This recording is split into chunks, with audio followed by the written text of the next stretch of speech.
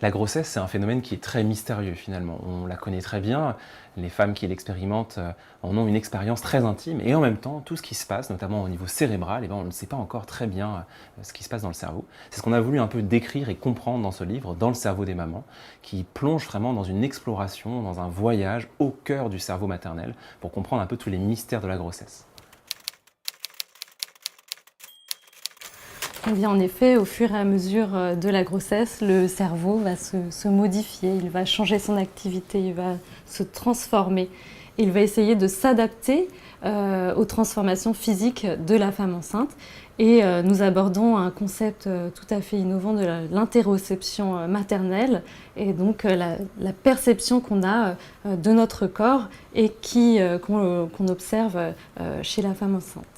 On sait qu'il y a des changements qui sont très très profonds. Le cerveau, il change, il y a 20 à 30% du cerveau qui change en termes de morphologie et d'activité. Et ça reste pendant les 6 mois qui suivent le postpartum. Et par contre, quand on fait des IRM, une IRM par exemple à des femmes qui ont eu déjà des enfants ou qui n'ont jamais eu des enfants, on voit des différences qui restent même quand les femmes sont des grands-mères en fonction du fait qu'elles ont eu ou pas des enfants. Donc il y a des changements structuraux cérébraux qui restent, qui sont dus en fait à la grossesse.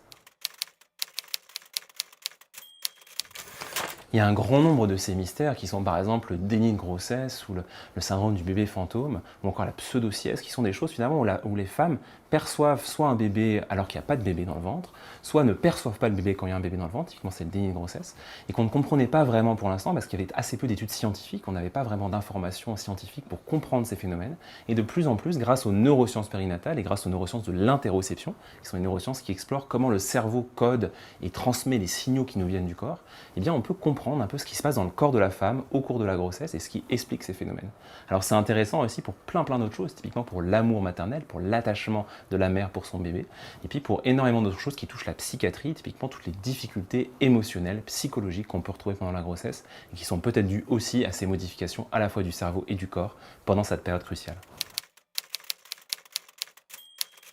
Donc à partir de notre expérience clinique, on a pu mettre en avant ces syndromes dont on ne parle que peu souvent parce que les patientes ont des difficultés à les verbaliser, c'est quand même assez étrange. Où est le normal du pathologique? Voilà, c'est un peu ce qu'on essaie d'expliquer dans ce livre grâce aux neurosciences périnatales et à travers des exemples, des histoires de vie de patientes qu'on a pu